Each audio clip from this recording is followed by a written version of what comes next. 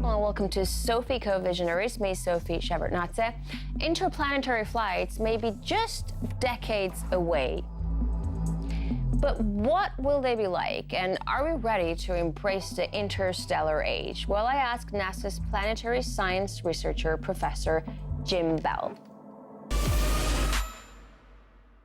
Jim Bell, welcome to the show. It's great to have you with us.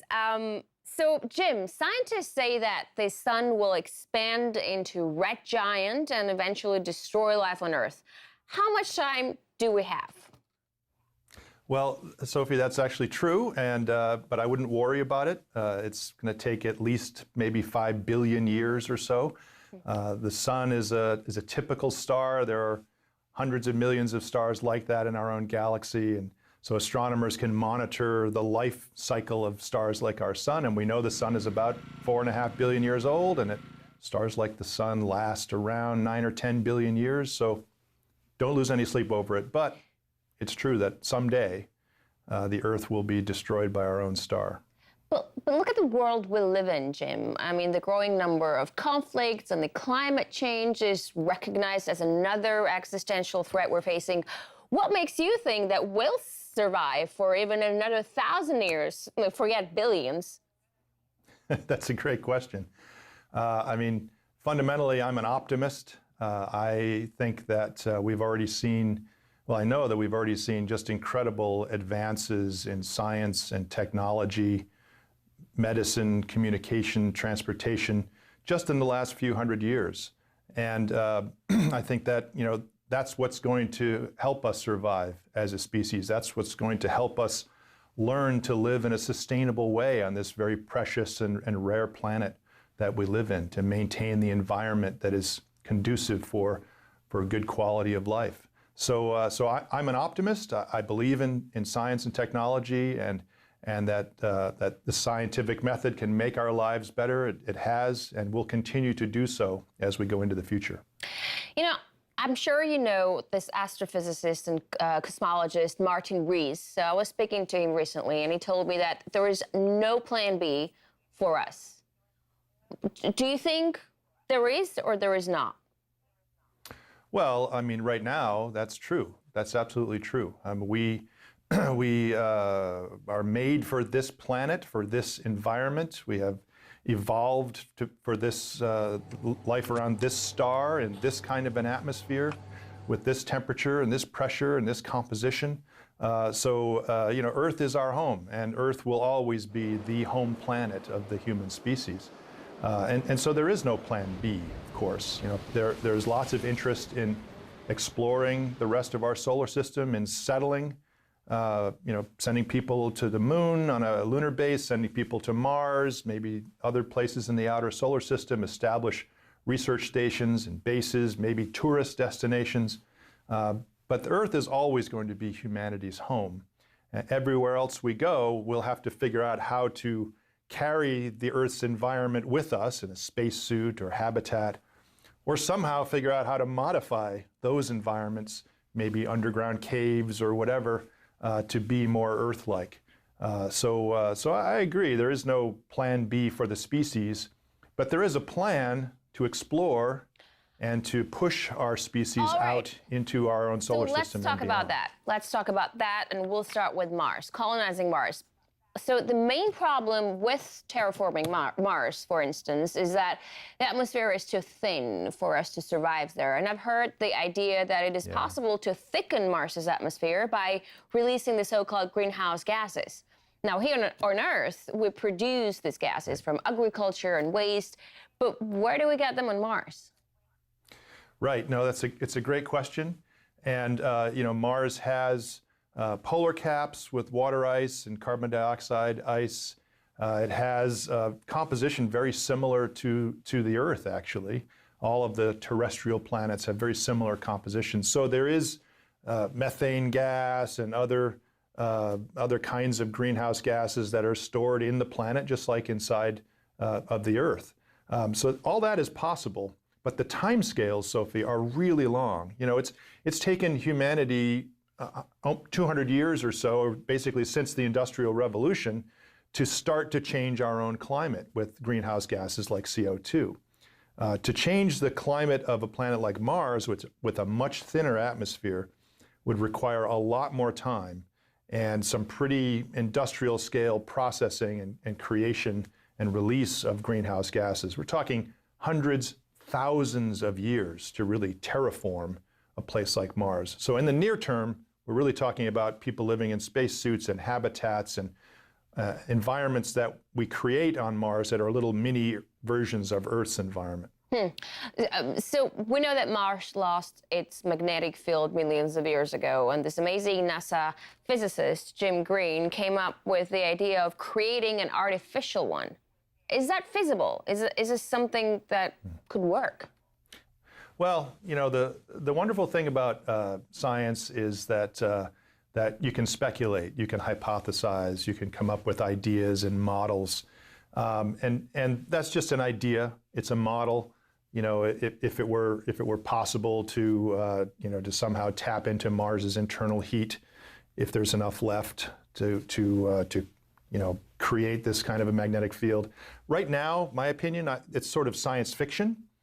Because it requires a scale of planetary engineering that we're just not capable of as a species. But like all good science fiction, we can kind of imagine a future where we could change a planet's climate or locally change a planet's magnetic field, for example. So possible, sure. One can imagine some scientifically developed steps, engineering steps to head in directions like that. But is it practical? Probably not, and certainly not anywhere in the near term. All right, but scientists today already create artificial atmospheres in sealed testing chambers, right? So theoretically, is it possible to create an artificial atmosphere on Mars, meaning like not satellite stations, but cities that could accommodate Earth's population? I mean, you're saying people should be walking around in special suits, but why can't we just create like special mini cities? Absolutely. We could certainly do that with domes or covered structures, or, Mars has some natural environments like these lava tubes that volcanic lava used to travel through. Like you see these kinds of lava tubes in places like Hawaii or Iceland on the Earth, and they're buried caves basically. And if you just seal them off from the surface, you could create an environment in a place like that is very Earth-like with oxygen and nitrogen and high pressure and normal temperature, shirt sleeve temperature. Or you can imagine domed structures or small habitats. You're probably familiar with the movie The Martian that came out a few years ago, or the movie and the book. They imagined some pretty decent-sized habitats and structures where they created an Earth-like environment. I think those are all very, very possible. The engineering is challenging, but not impossible. And I think it's going to be part of the future of people eventually settling Mars in the next few decades. So once again, Martin Rees, when we were speaking, he told me that the people who colonize Mars will have to be a different kind of species because they will need to adapt to this long-term travel in outer space and harsh radiation. Do you think that we'll have to sort of mutate if we want to get off Earth eventually? Well, I mean, evolution is slow, and it is forced by environmental changes, certainly, as well as mutations. And we've seen that throughout the history of life on our own planet. So the first people who go out to live on Mars to stay, or to live on the moon to stay, or to go live on Jupiter's moon Europa to stay, will sort of suddenly be in a very different environment than the one in which their ancestors were raised in. And so one can imagine that there could be favorable mutations to radiation that allow that trait to be built up over time. We don't know. We don't know if women can have children in space. We just don't know. What is the effect of gravity on the development of a child? Well, supposedly the radiation is way too high for a fetus to actually develop into a healthy human. It mutates so much inside the tomb in space, supposedly, that it's not possible as of now. That's what I've heard. Well, it depends. I mean, there are there are more and less benign radiation environments in space. So around Jupiter, for example, a huge, enormous radiation environment, very intense. It's difficult for our robotic spacecraft to survive in that environment, let alone living, beings. Mars is different. It's a different radiation environment than the Earth. It's not as protected as the Earth is, but there's a variety of calculations that show that people should be able to survive there. There may have to be some special shielding in their habitats or in their spacesuits, et cetera, but it shouldn't be too crazy harsh like other places in the solar system. But like in general, what abilities or features should humans have to survive in this new habitat, be it Mars or any other planet? Yeah, I mean, I think probably the number one skill that we and they will have to develop is sustainability. It's the ability to live off the land as much as possible, to kind of break the supply chain of having to bring everything from the Earth and figure out how do we extract water and oxygen from these rocks or from these polar cap deposits. How do we use the materials that are around us as building materials? How do we shield ourselves from radiation or just from the very thin atmosphere? How do we protect ourselves and keep our atmosphere in using materials around us? Where do we get our energy? How do we make ourselves completely self-sufficient? Solar energy, nuclear energy, other geothermal, wind, other sources. All of that we think about when we think about pioneers settling new lands. They have to learn how to live off the land. And going out into space, the moon, Mars, other places will be the extreme test of that for the human species. All right, Jim, we're going to take a short break right now, and when we're back, we'll continue talking to NASA planetary science researcher Professor Jim Bell, discussing the future of space exploration. Stay with us.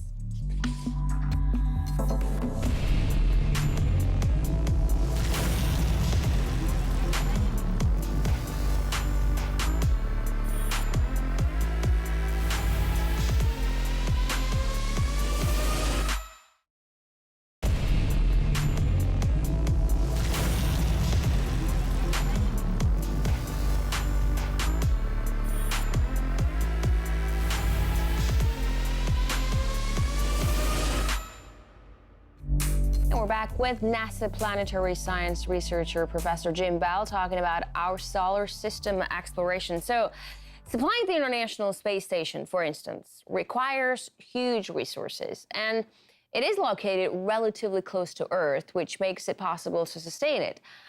How are colonies on Mars going to sustain themselves? I mean, would it be like in Martian, the one that you noted, the one that you mentioned, the movie? Growing potatoes and recycling waste? Right. Certainly, they will have to figure out how to live off the land. Initially, one can imagine lots of building materials and water and maybe even oxygen coming with them in the pretty large spaceships it's going to take to get there. Even just to go to the moon, it's a pretty big spaceship, and you can imagine there being lots of room for cargo as well as people. So food, water, oxygen, bringing a bunch of that initially is probably the smart thing to do. But then the first settlers there, the first towns and villages that are built up, small numbers of people, they're going to have to learn how to get construction materials and make bricks and structures out of the rocks. So how do you pull the iron out of it and other metals that they might need? How do they get oxygen out of the CO2 or out of the water ice that they can find in the ground, breaking up the hydrogen and oxygen? You can breathe the oxygen, you can drink the water, you can use the water as a shield against radiation if you build your structure the right way.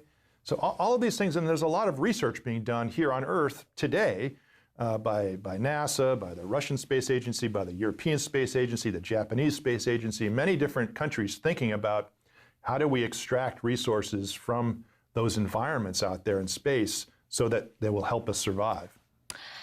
So let's try to reverse the perspective. Once we colonize other planets and have a sort of a life ready in waiting, do you think it will devalue life on Earth somehow and make things like nuclear war more likely to happen, for instance?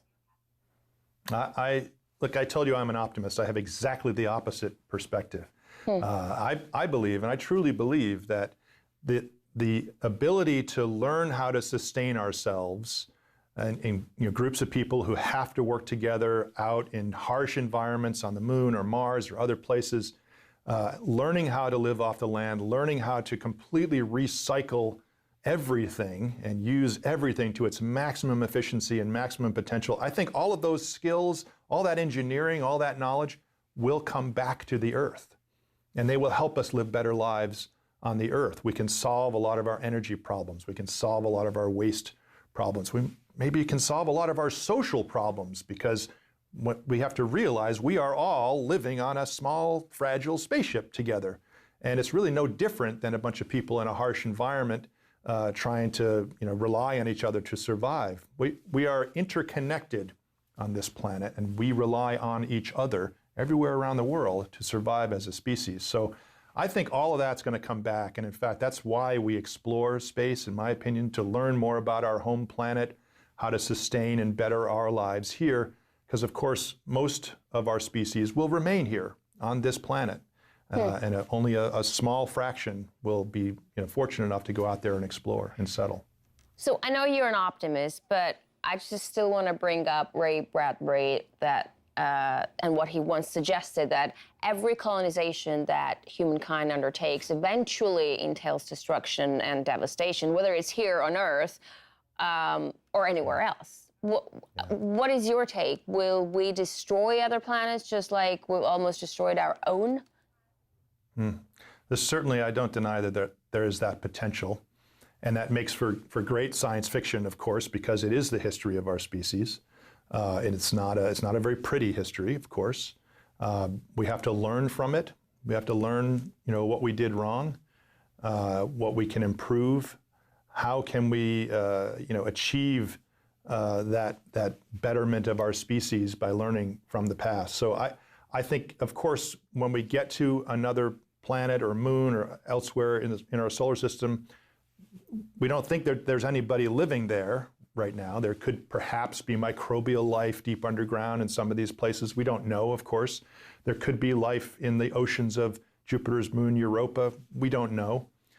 So there's the potential and maybe an ethical responsibility that we need to find that out before we go to some of these other places.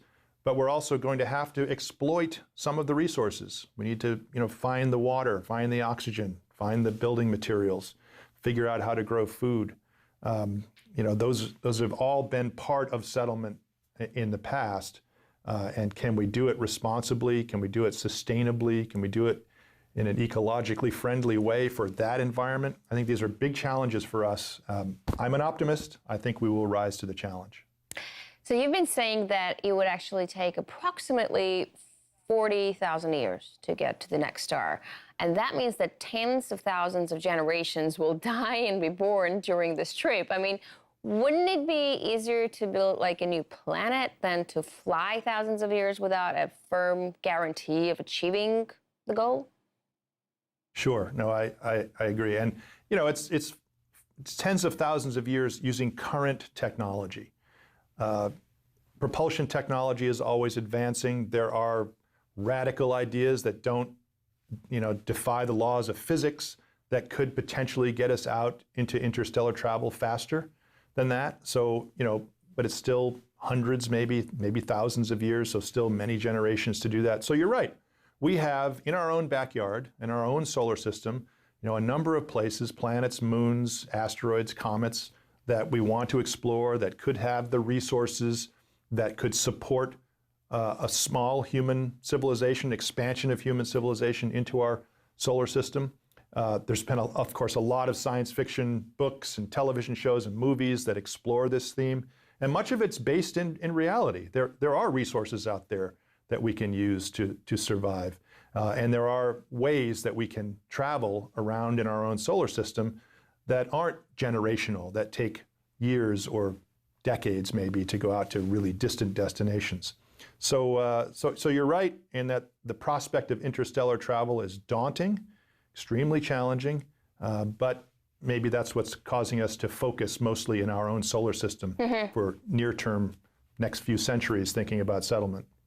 Well, I've heard that a NASA engineer has recently come up with this concept of a revolutionary engine that could take us to the stars at the speed of the light and without any fuel at all. Some scientists have already called this idea crazy. Is it? If somebody told me as a scientist, hey, you know what, I'm going to get you something for nothing, I'd be skeptical. So I'm certain there's a lot of skepticism, especially if it's the no fuel part. And we should be skeptical. But, you know, science doesn't work as a democracy. Science works on hypothesis and test. So let's see some tests of this engine technology, for example. And that's the kind of way to convince skeptics.